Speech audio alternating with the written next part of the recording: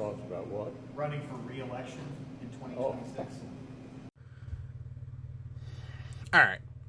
Now, just about everybody has covered this second event that's taking place. This looks like a smaller profile event, but you can go watch Tizzy and X amount of other TikTokers that have said exactly the same thing, and nothing against them. I appreciate that they're saying something, but we're on repeat now. Nobody's addressing the other issue here. I haven't heard one creator so far that's got a prominent audience, not that I do, but that is saying the thing that needs to be said out loud. All of these representatives who are this age that are having these problems, Feinstein included, and like a list of others, they're not making the decisions for you anymore. Okay? The handlers are. They don't know what they're voting on anymore. So when legislation is put in front of them, they're not reading it. If you believe somebody like Mitch McConnell is reading the entirety of legislation pushed in front of him, he's not. The man can barely read a note on a napkin.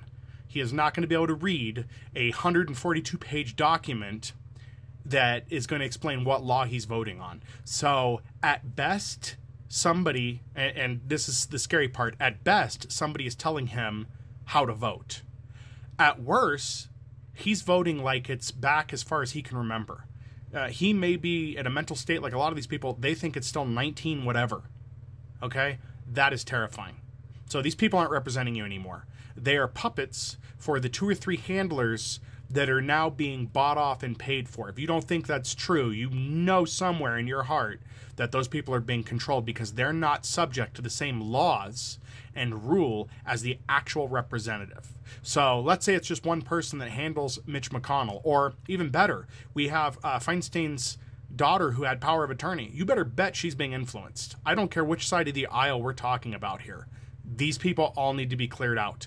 All of them. And people like me and you should be running in these positions, not people with tons of money. We should be grassroots sourcing it.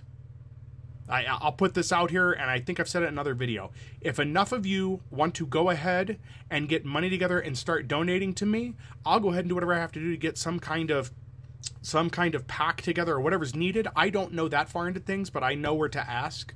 But even before that, if you feel the need to feel me out, to understand where I'm at, I don't care which side of the line you're on, feel free to ask me questions. I'll do video responses to them.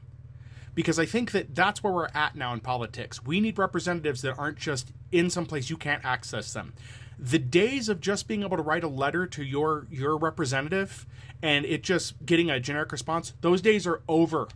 Our representatives need to be doing more. That means they need to be cutting time out of visiting with bankers, banks, and big interests, and they need to be visiting with the smaller people like you and me to directly answer our questions. And I'm not talking about some $10,000 a plate dinner. I'm talking a town hall, stuff like that needs to happen more often to hold these people accountable. Because there are answers that need to be given, and if those people can't give those answers, they need to be out. And again to that, these people are too old. They need to be gone. And yes, we need term limits.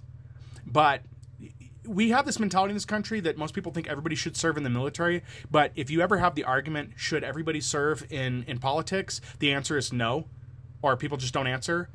Everybody should serve in their government in some shape or fashion besides military. We're talking decision-making positions. And I don't care if the person that wants to run for office works as a dishwasher at an IHOP. They probably have better ideas than most of the people that are getting professionally paid to do this.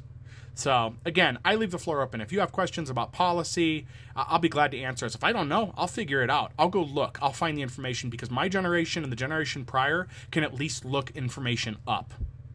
And that's important because it's fine for us to admit we don't know. We need to look into it and actually look into it.